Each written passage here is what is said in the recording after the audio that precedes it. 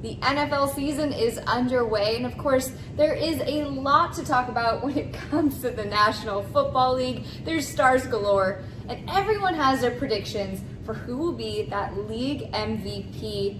But I want to take a look at more of a closer look at who would be a MVP of the team. Yeah. So who would you say would be the MVP of the Dallas Cowboys? Well, Dak Prescott, again, this is a quarterback league, and the MVP is a quarterback award. So Dak Prescott in Dallas would be the guy that nationally would run away with that, although we have to mention, Micah Parsons, if the Cowboys are successful, he's going to get defensive MVP votes, and he might even, if he puts up the kind of numbers that he talks about, get MVP kind of votes. Probably not as many votes as Josh Allen is going to get in Buffalo, where that is a Super Bowl favorite. Yeah. You know, the Cowboys, there's people that think they're going to win the NFC East, but almost everybody agrees that the Buffalo Bills are going to run away maybe with the AFC East. In New England, they have competition traditionally from the Bill Belichick coach Patriots. And again, if the Patriots are good, and not everybody's convinced they're going to be, then Mac Jones would be the leading guy there.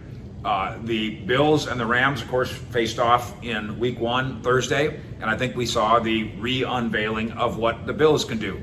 Cooper Kupp, as an MVP guy for a team or in a game, yes, but Matthew Stafford as the league MVP candidate, again, simply because that's the way the voting works. Although we should note Aaron Donald, who most people think is the best defensive player in the league. And Von Miller, his former teammate now in Buffalo, was talking about how going into that Thursday night game, well, I could tell some guys about the strengths and weaknesses of this player or that player. He goes, but when it comes to Aaron Donald, all strengths, no weaknesses.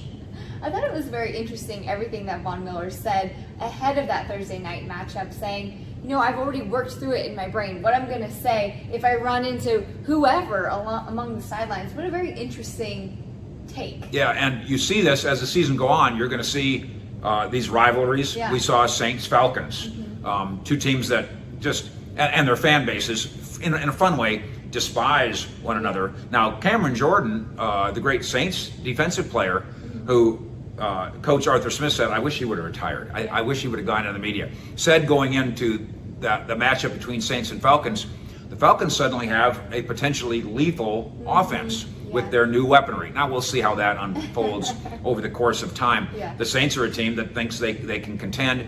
Obviously, in that division, most of those teams are looking up to the Tampa Bay Buccaneers, who got their wrestling match underway in Week 1, just like they did a year ago against the Cowboys on that Sunday night. You know, we see a lot of teams around the league rebuilding. The Atlanta Falcons are one of those teams. The Houston Texans are one of those teams. And there's a lot to be said and a lot that goes into a rebuilding season. So while they might not get 10 wins, what do you think is a realistic goal for a team like the Falcons and the Texans who are in that rebuilding mode? You know, we could do Falcons, Texans, and Washington in that regard. Washington felt like it was close 2 years ago, and now it doesn't quite feel that way. Obviously, the Chase Young injury has something to do with that. And if we're wrong and Washington is better than many expect, maybe it'll be because Carson Wentz is better than many expect. Same thing in Houston, where it's about the quarterback. And we keep talking about this idea that, well, Davis Mills could be the answer. That'd be great. Or Houston's going to be bad again, and here in Texas, the Texans are going to draft another quarterback high. I think Atlanta can turn the page now on that idea. Again, Matt Ryan almost made them almost competitive last year. Now, this is almost like Mariota is a bridge to get to Desmond Ridder. And Desmond Ridder so far has demonstrated in Atlanta that he might be the right guy at the other end of the bridge. Well, we are here at Dallas Cowboys headquarters in Frisco. So, Mike, are you hearing any whispers when it comes to the Cowboys who are prepping for that Sunday night matchup against the Tampa Bay Buccaneers? A year ago, they had their Zach Martin foolishness.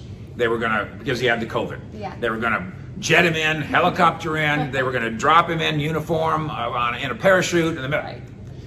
This year, the Cowboys are having some fun with Michael Gallup, who, as you and I just saw, he's at practice. I mean, he's got pads on, he's doing stuff. He also was without his big knee the brace, thing that he had earlier in the week. So the Cowboys, And Jerry Jones wants to play poker and say, I'm not going to tell the Buccaneers what we're going to do, even though we already know what we're going to do. Yeah. Michael Gallup has already said, I'm not playing. And Mike McCarthy on Thursday before the game said, well, if he practices, we'll have a conversation. Well, he practiced. Yeah. So they're going to have a conversation. But mostly, it's just to kind of have some fun with the Buccaneers. I don't think the Buccaneers are fooled. Either are we, although certainly happy for Michael Gallup. The progress after that ACL surgery to the point, Bree, where he might play in week 3 at the Giants. And by the way, we'll be there for that game. That is a very positive thing for the Cowboys going forward.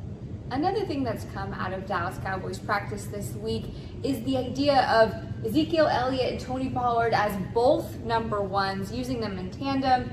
How do you think this looks for the Cowboys? I applaud Zeke for saying, while he's disappointed in not being one of the NFL's top 100 guys, that he has no problem with sharing the load. Yeah. And if you know Ezekiel Elliott, that doesn't surprise you. We've again, you know him, I know him. He has this aura about him, for people that don't know him, that is completely different than the way he actually thinks as a member of the team. He is a team leader in all the unselfish ways. He wants his 1,000 yards. Who doesn't? But that doesn't mean he doesn't want Tony Pollard to get 1,000 too. The question is, after years and years of the Cowboys talking about the idea of Tony Pollard, and now they've said it in this way, that we have 2 number 1 running backs, which, by the way, is impossible. It's mathematically impossible. Well, they actually do it. Yeah. What happens when it's gut cutting time and we need 3 yards? Who's in the game at that time? Do you take Ezekiel Elliott out, even though he's a superior pass blocker, a critical thing? Ezekiel Elliott can catch the football. The one thing that Zeke doesn't do that Pollard does, obviously, is the breakaway threat, which is why you came up with dine and dash. Because feed me, Ezekiel Elliott, yes, but 20-yard splash plays, that's Pollard. We'll see as the season unfolds whether the Cowboys really use both of them the way they talk about. What do you think is the position group on the Dallas Cowboys that is their biggest strength as of now? They have developed a defensive line that has depth. Now, is it high quality? We'll have to see how that unfolds. But Dante Fowler is like the 4th defensive end, and he's been a Pro Bowler. Sir Neville Gallimore isn't listed on the depth chart as a starter, and they think he's got star qualities. The 2 starting linebackers listed are Micah and Leighton Vander Esch, which means Anthony Barr isn't a starter. And on they go with depth and depth and depth up front. But I think especially defensive line, where Tank Lawrence is the number 1 guy, and Dorrance Armstrong is going to get a lot of work at the other end. The rookie Sam Williams can play, and they think Osa has star quality. So that's a lot of high quality, they think, bodies, or at the very least, a lot of bodies. Love it.